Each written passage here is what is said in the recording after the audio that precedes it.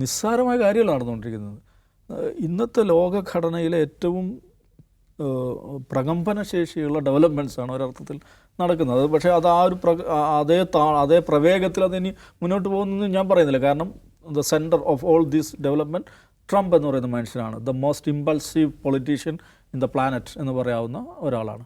അയാൾ അടുത്ത സെക്കൻഡിൽ അയാൾ ഇമ്പൾസ് മാറുമോ, ഗ്രീൻലാൻഡ് നിങ്ങൾ കൊണ്ടുപോയി ഞങ്ങൾക്ക് വേണ്ട എന്നൊക്കെ ചിലപ്പോൾ പറയുമോ എന്നൊന്നും പറയാൻ പറ്റില്ല. അതുകൊണ്ട് ഇതേ പ്രോഗ്രഷനിൽ തന്നെ പോകുമെന്ന് നമുക്ക് പറയാൻ പറ്റില്ല. പക്ഷേ ആസ് ഓഫ് നോ ഇപ്പോൾ ഉണ്ടായുള്ള കാര്യം നമ്മൾ എടുത്തു നോക്കിക്കഴിഞ്ഞിട്ടുണ്ടെങ്കിൽ ഒന്നാമത്തത് ഈ ഗ്രീൻലാൻഡുമായി ബന്ധപ്പെട്ട് ഗ്രീൻലാൻഡിനെ കുറിച്ച് അദ്ദേഹം എന്താ പറയുന്നത് ശ്രദ്ധിക്കണം.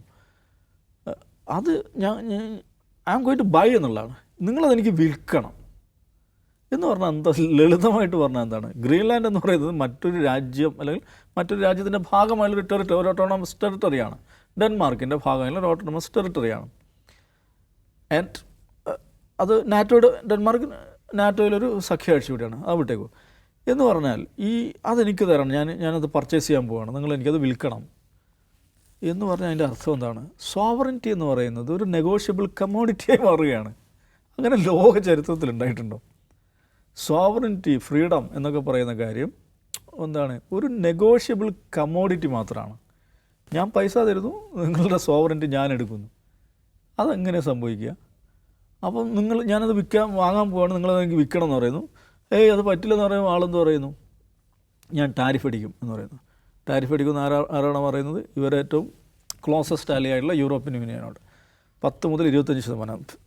ഫെബ്രുവരി 1 ആകാണ്ട ഒരാഴ്ച കഴിഞ്ഞാൽ ആ ദിവസമായി. ഫെബ്രുവരി 1 കച്ചവടം ഉറപ്പിക്കണം. അതാണ് ഫെബ്രുവരി 1 കച്ചവടം നടന്നിരിക്കണം. ഗ്രീൻലാൻഡ് എനിക്ക് വിറ്റിരിക്കണം, അല്ലെങ്കിൽ ഞാൻ ടാരിഫ് അടിക്കും. 10 മുതൽ 25%. ജൂൺ ഫെബ്രുവരി ജൂൺ വരെ ഒന്നും കൂടെ വെയിറ്റ് ചെയ്യും, ഒരു ബഫർ ടൈം. ജൂണിലേക്ക് കച്ചവടം ഫുള്ളായി നടന്നില്ലെങ്കിൽ 25% ആക്കും. ഇതാണ് പറഞ്ഞിരിക്കുന്നത്. എന്നാൽ എഗൻ ഇവിടെ സംഭവിക്കുന്നത് ട്രേഡിനെ ഒരു വെപ്പനാക്കി മാറ്റുകയാണ് ചെയ്യുന്നത്. അതാണ് ഇദ്ദേഹം എല്ലായിടത്തും ചെയ്തുകൊണ്ടിരിക്കുന്നത്. ട്രേഡിനെ വെപ്പനാക്കി മാറ്റുകയാണ് ചെയ്യുന്നത്. അത് പലയിടത്തും വിജയിക്കുന്നുണ്ട്. അത് ഇന്നത്തെ ഒരു ലോകഘടന, സമ്പദ്ഘടനയിൽ അമേരിക്കയുടെ അപ്രമാദിത്വം കാരണം, ആ ഡോളറിൻ്റെ അപ്രമാദിത്വം കാരണം സ്വാഭാവികമായിട്ടും ട്രേഡിനെ ഇങ്ങനെ വെപ്പനൈസ് ചെയ്യാൻ അങ്ങനെ പറ്റിയിട്ടുണ്ട്.